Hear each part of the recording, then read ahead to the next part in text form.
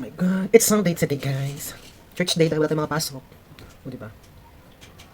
Ayos-ayos na ang hair natin. Pasok na tayo sa simbahan. It's Sunday today.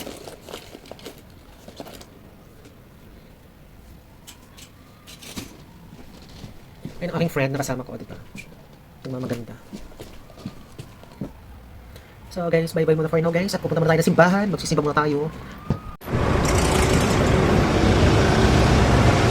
And guys, mag-aantay na kami ng sasakyan papuntang church.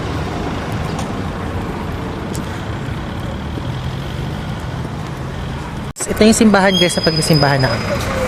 Bali English mass kasi siya. Kahit malayo, pinupuntahan namin. Kaya okay lang. So masyado kami maaga. 1 oras pa yung pag-aantayin namin. Pakainit sa Poland.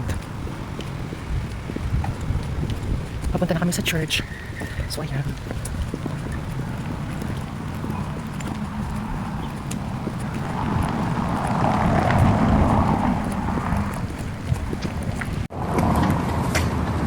Ayan, papasok na tayo sa church.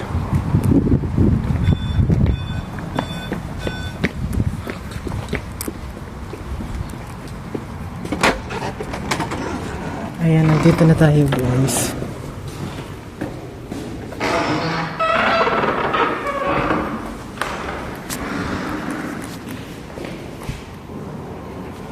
Pasok tayo sa simbahan guys.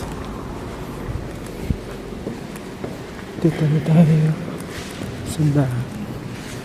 Bye-bye muna guys. Ayan guys, waiting na tayo ng sasakyan natin kung kasama ko. Masyadong seryoso sa buhay.